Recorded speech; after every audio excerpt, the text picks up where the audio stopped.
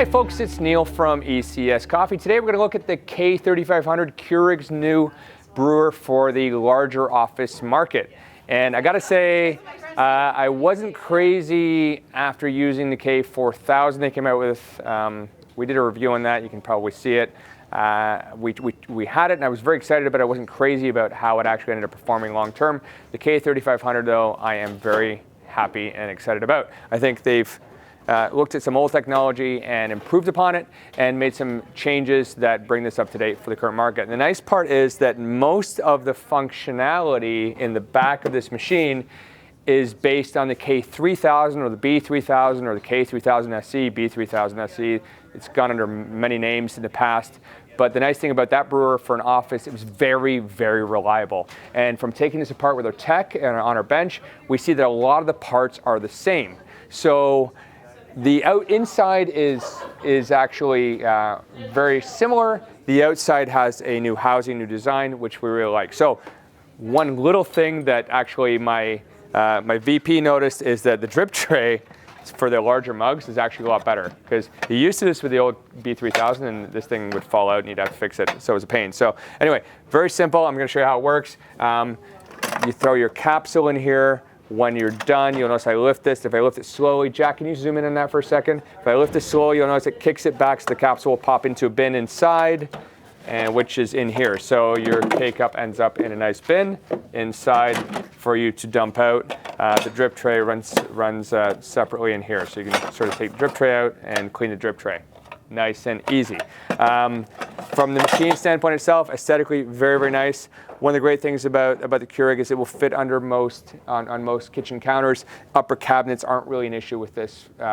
Some machines in the market, you buy them, you bring them to the office, you throw them in, and your kitchen cabinet, upper cabinets are here, and all of a sudden it doesn't fit. So Keurig's done a great job with that. Let's go to the functionality. There's not a lot to this machine. It'll be a quick review. Insert a pod, or you have hot water, which runs off a separate line. We're going to insert a Van Hoot creme brulee pod right in there. We're going to close it down, and we're going to grab ourselves a cup. You have 4, 6, or 8 ounces, as well as strong. Strong will slow down the brewing process so that you get a stronger cup of coffee. Other than that, that's really the only difference. 4 and 6 are for shorter brews. I actually don't know why you would need that. 8 ounce is typically what you get from a coffee to water ratio for this machine. So we'll just hit brew. Nice touch screen, and off you go. Very, very simple. Nice improvement to the technology.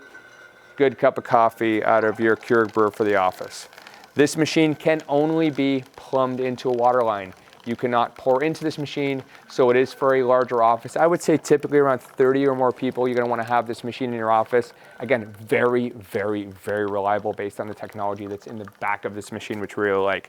At ECS, we have about 450 to 500 capsules, but on the market, there's tons and tons out there. Some are Keurig branded, some are not. The Keurig branded ones do work very well in the machines. Some of the other ones work well as well. But again, depending on the roaster you like and the coffee you like, will depend on the quality of coffee you get out of the machine. So there we go. We have our nice 8-ounce black creme brulee coffee. And if you notice here again, we'll zoom in on this guy right here.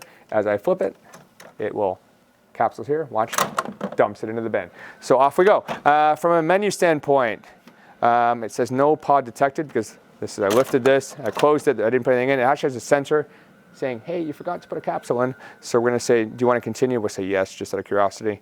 We can rinse the brewer as well. Let's go home, and let's go to the menu. So manager, technician. Manager, I believe it's 2, 3, 4, 5, 6 as the standard default. Gets you into the languages, the number of units, the brew settings. So this is where you can maximize the cup strength, the maximum cup strength, the default cup size that it automatically goes to, and you can automatically have it as strong. If you didn't want to have a standard brew as the default, you can have strong as the default as well, which is kind of cool on that machine. The maximum cup size is 8, but you can go to 10 or 12 if you want. Again, we like 8 because 10 and 12 really are just watering down your coffee. But again, very easy interface to use, nice and simple. And in an office, sometimes you're worried about the number of brews, the number of units that you've gone through. There are counters in this machine. You can go to ounces or milliliters. Very, very simple, has a great screensaver. Overall, nice improvement to the B or K3000 that Keurig used to have, and a great machine for the office. Very simple, very reliable, very little maintenance. Anyway, that's it for this quick review. If you have any questions, please ask below, and please feel free to subscribe to ECS. We'll bring you more videos for the office and the home environment for coffee and espresso gear. Have a great day.